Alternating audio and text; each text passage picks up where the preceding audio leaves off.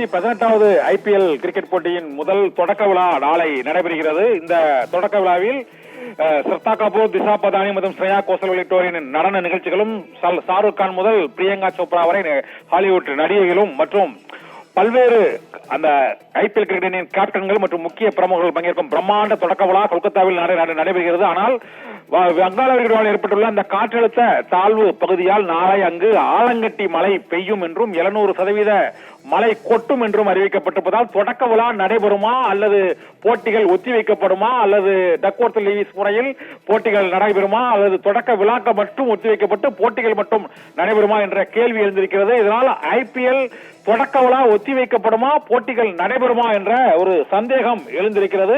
18வது IPL தொடரில் முதலாவது போட்டி நாளை கொல்கத்தாவின் பிரம்மாண்ட ஈடன் கார்டன்ஸ் மைதானத்தில் நடைபெறுகிறது.